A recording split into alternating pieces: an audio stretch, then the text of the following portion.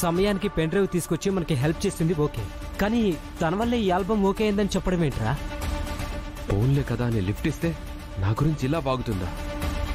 చెప్తా.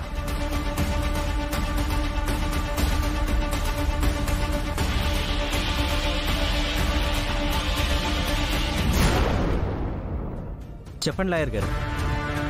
వాట్? అదేంటండి మీరు కూడా అలాగే మాట్లాడతారేంటి? ఆ ల్యాండ్ మాదండి, వాడితో కాంప్రమైజ్ అయితే బెటర్ అంటారేంటి? అదే సార్, వాళ్ళ సంగతి మీకు తెలియదండి. ఇదే పని వాళ్ళు జైలుకి వెళ్ళడం మీరు నేను నామోషిగా ఫీల్ అవుతామేమో, కానీ వాళ్ళకి అది రొటీన్ లైఫ్ అండి. మరి పోలీసులు ఏం చేస్తున్నారండి? వాళ్ళ డ్యూటీ వాళ్ళు చేశారండి, కానీ వాడి ఇన్ఫ్లుయెన్స్తో బయటకు వచ్చేసాడు. వాళ్ళకి ఫ్యామిలీస్ ఉంటాయి కదా సార్, నా కోసం మీకోసం వాళ్ళ ఫ్యామిలీని పలంగా పెట్టలేరు కదా. రూల్ ప్రకారం వాళ్ళు చేయాల్సింది చేశారు సార్. నా మాట వినండి, ఇది తప్ప వేరే దారి లేదు. ఎవరండి? ఏమైంది అలా ఉన్నారు? ఏం లేదు గుండు. మీరు నాకు అబద్ధం చెప్పకండి. మీరు అబద్ధం చెప్తే నాకు తెలిసిపోతుంది. ఏం జరిగిందో చెప్పండి. ఎందుకు అలా ఉన్నారండి? అదే గుండు, నా ఫ్యాషన్ కోచ్ ఆఫీస్ పక్కనే మన ల్యాండ్ ఉంది కదా, దాని మీద ఎప్పటి నుంచో ఒకటి కన్నుంది. వాడితో గొడవ జరుగుతుందని నీతో చెప్పాను కదా. అవును, తన మీద పోలీస్ కేసు కూడా పెట్టాం కదా, వాడిని అరెస్ట్ కూడా చేశారు కదా. వాడిప్పుడు బయటకు వచ్చేశాడు. ఇప్పుడు ఆ ల్యాండ్తో పాటు ఆఫీస్ కూడా కబ్జా చేస్తాను, ఏం చేస్తావో చేసుకొని బెదిరిస్తున్నాడు. లాయర్ గారు ఫోన్ చేసి వాడితో సెటిల్మెంట్ చేసుకుంటే మంచిదన్నట్టుగా ఆయన మాట్లాడుతున్నారు. ఎవరి ల్యాండ్ ఎవరు డబ్బులు ఇవ్వాలండి? పదండి, డైరెక్ట్ గా వెళ్ళి వాడినే కలుద్దాం. నువ్వు వద్దుకుండు, వాడు పెద్ద రౌడీ. భయపడుతున్నారా? అతను రౌడీ అయితే ఏంటండి, అతను మనిషే కదా. భయపడేవాడున్నప్పుడే ఎదుటివాడు బెదిరిస్తాడు. చెప్పాల్సిన రీతిలో చెప్తే రౌడీ అయినా రాక్షసుడైనా దారిలోకి వస్తాడు. ముందు మీరు పదండి, మాట్లాడదాం. అది కాదు గుండు, నేను చెప్తున్నాను కదా, మీరు రండి.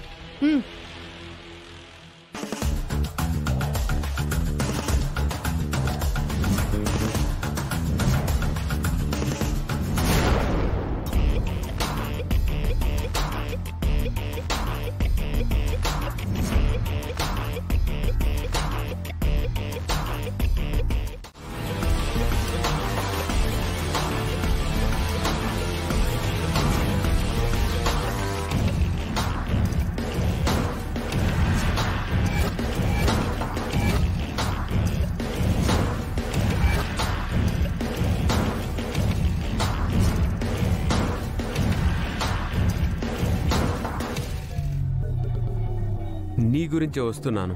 నేను కూడా నిన్ను కలవడానికే వస్తున్నాను. ఎందుకు? మంచిదానిలాగా మాట్లాడి నా గురించి నా వెనక బ్యాడ్ గా చెప్పడానికా? ఏంటి రివర్సా? నా గురించి అందరికీ బ్యాడ్ గా చెప్తుంది నువ్వు. ఏదున్నా మొహం మీద చెప్పడం నాకు అలవాటు. ముందొకలాగా వెనకొకలాగా మాట్లాడే అలవాటు నాకు లేదు. నేను చెప్పాల్సిన డైలాగ్ నువ్వు చెప్పడం కాదు. నేను నిన్ను అడిగానా లిఫ్ట్ ఇమ్మని? నువ్వే కదా వచ్చి లిఫ్ట్ ఇచ్చావు. అవును, అదే నేను చేసిన పెద్ద తప్పని నాకు అర్థమైంది. ఏదో నువ్వు పెన్ డ్రైవ్ తెచ్చిచ్చినంత మాత్రాన నాకు అవకాశం వచ్చింది అనుకోకు. దానికి కారణం నువ్వే అని ఫీల్ అయిపోతున్నట్టున్నావు. నాకు అవకాశం నా టాలెంట్తో వచ్చింది, నువ్వు పెన్ డ్రైవ్ తెచ్చినందుకు కాదు. అది గుర్తుపెట్టుకో. ఏది గుర్తు పెట్టుకోవాలో ఏది గుర్తు పెట్టుకోకూడదో నాకు బాగా తెలుసు. అనవసరంగా నీ పెన్ డ్రైవ్ తీసుకొచ్చి నీకు ఇచ్చాను, అక్కడే వదిలేస్తే పోయేది. వదిలేయాల్సింది నేను అడిగానా? నా పెన్ డ్రైవ్ పోయింది, పారేసుకున్నాను, తెచ్చిమ్మని చెప్తున్నా కదా. బుద్ధి లేక తీసుకొచ్చాను. నాకు బుద్ధి లేక నీకు లిఫ్ట్ ఇచ్చాను. ఇచ్చావులే బోడీ లిఫ్ట్. ఒక్కసారి ఏదో లిఫ్ట్ ఇచ్చి రోజు నువ్వే నన్ను కాలేజ్ లో డ్రాప్ చేస్తున్నట్టు బిల్డప్ ఇస్తావేంటి? అసలు నీతో మాట్లాడటమే తప్పు. అసలు నీ మోహన్ చూడటమే పెద్ద తప్పు. ఇంకెప్పుడు నాతో మాట్లాడాలని చూడకు. నీతో మాట్లాడకపోతే మా ఆస్తులు పోతాయి. మరి మాట్లాడడం కాదు, నా వైపు చూసినా నీకు మర్యాద దక్కదు. నీ బుద్ధేంటో ఇప్పుడు నాకు బాగా అర్థమైంది. నాకు కూడా ఇప్పుడే అర్థమైంది. లైఫ్ లో నీ వంక చూడను. థాంక్స్.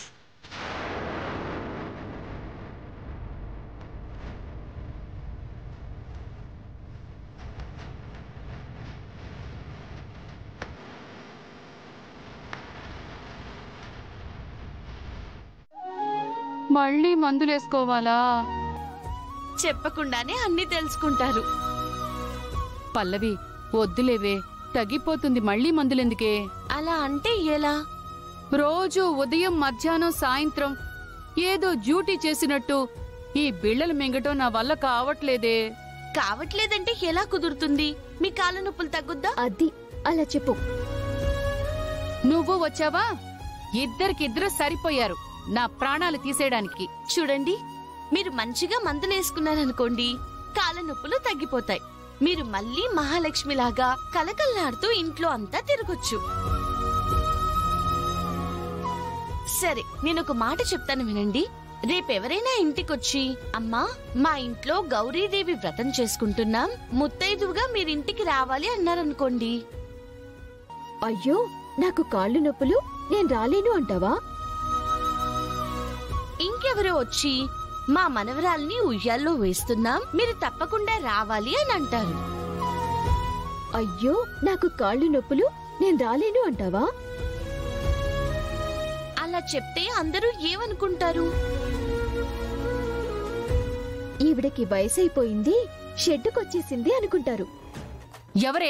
ఎవరే నాకు వయసు అయిపోయిందనింది అనమను, వాళ్ళ నాలిక కట్ చేస్తాను. అలా ఎవ్వరూ అనుకోకుండా ఉండాలంటే మీరు చక్కగా మందులు వేసుకుంటే 4 రోజుల్లో లేచి లేడి పిల్లల గంతులు వేస్తారు.